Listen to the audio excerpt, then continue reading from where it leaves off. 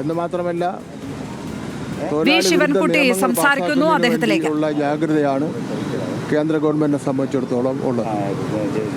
കേരളത്തിൽ തൊഴിലാളി വിരുദ്ധ നിലപാട് സ്വീകരിക്കുന്ന തൊഴിൽ നിയമങ്ങൾ നടപ്പിലാക്കുന്ന പ്രശ്നമേ ഇല്ല എന്നുള്ള കാര്യം തൊഴിൽ മന്ത്രി എന്നുള്ള നിലയിൽ ഞാൻ വ്യക്തമാക്കിയിട്ടുണ്ട്.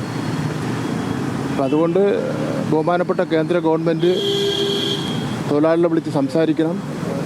എത്ര സംസ്ഥാനങ്ങളിൽ പരിപൂർണമായി പണിമുടക്ക് നടന്നു എന്നുള്ളതല്ല പ്രശ്നം. തൊഴിലാളികൾ ഉന്നയിക്കപ്പെട്ടിരിക്കുന്ന പ്രശ്നത്തിൽ അതിൽ എത്രമാത്രം കഴമ്പുണ്ട്, എത്രമാത്രം പ്രാധാന്യമുണ്ട്, എത്രമാത്രം ആവശ്യങ്ങൾ അതിലടങ്ങിയിരിക്കുന്നു എന്നുള്ളതാണ് കേന്ദ്ര ഗവൺമെൻറ് മനസ്സിലാക്കേണ്ടത്. മുതലാളിമാർക്കും ഇന്ത്യൻ കുത്തകകൾക്കും സഹായകരമായ നിലപാട് ഒരു കാരണവശാലും സ്വീകരിക്കാൻ വേണ്ടി പാടില്ല. ലോകത്തെമ്പാടും നടന്നിട്ടുള്ള തൊഴിലാളി വർഗത്തിൻ്റെ ചരിത്രം നോക്കിയാൽ, ചിക്കാഗോ മുതൽ ഉള്ള ചരിത്രം നോക്കിയാൽ തൊഴിലാളികൾ സമരം ചെയ്താണ് അവരുടെ അവകാശങ്ങൾ നേടിയെടുത്തിട്ടുള്ളത്.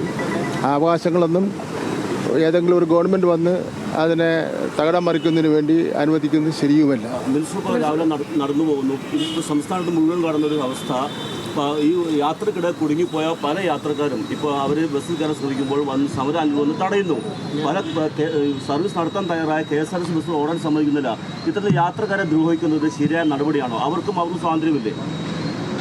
ഒരു 6 മാസങ്ങൾക്ക് മുമ്പേ പ്രഖ്യാപിച്ചിട്ടുള്ള സമരമാണ്. ഒരു പ്രാവശ്യം സമരം മാറ്റിവെച്ചിട്ടുള്ളതാണ്.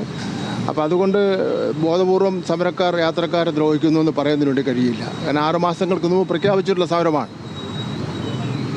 മിനിസ്റ്റർ, ഈ ഗണേഷ് കുമാർ പറഞ്ഞത് ഇന്നലെ ഈ സമരത്തിനെതിരായിട്ടാണ്. ഒരു മന്ത്രി ഇടതുപക്ഷ സർക്കാരിൻ്റെ ഭാഗമായി നിന്നുകൊണ്ട് അങ്ങനെ ഒരു പ്രതികരണം നടത്തിയത് ശരിയാണ്. ഗണേഷ് കുമാറിൻ്റെ അഭിപ്രായം പറഞ്ഞു. പക്ഷേ ഇടതുപക്ഷ ജനാധിപത്യ മുന്നണിയെ സംബന്ധിച്ചിടത്തോളം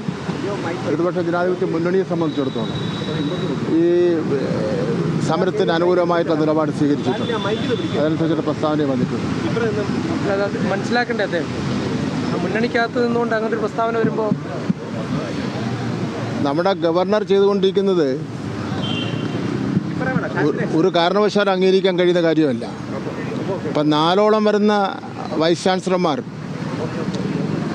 ചില പ്രത്യേക രാഷ്ട്രീയ ചിന്താഗതിയുള്ളവരുടെ യോഗങ്ങളിൽ പങ്കെടുത്തിരിക്കുകയാണ്.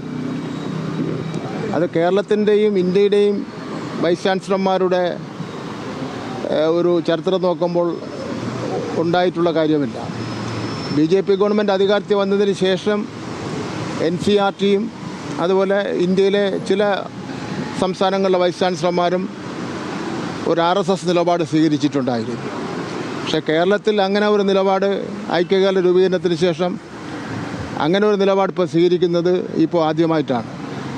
അത് പ്രശ്നങ്ങൾ കൂടുതൽ വഷളാക്കുന്നതിന് വേണ്ടി മാത്രമേ കഴിയുള്ളൂ. അപ്പോൾ അതുകൊണ്ട് ബഹുമാനപ്പെട്ട ഗവർണർ ഇടപെട്ട് പ്രശ്ന പരിഹാരത്തിന് ശ്രമിക്കേണ്ടതായിട്ടുണ്ട്. ഇന്നിപ്പോൾ 2-3 ദിവസമായി നടന്നുകൊണ്ടിരിക്കുന്ന എല്ലാ വിദ്യാർത്ഥി സമരങ്ങൾക്കും ഉത്തരവാദി എന്ന് പറയുന്നത് ബഹുമാനപ്പെട്ട ഗവർണറാണ്.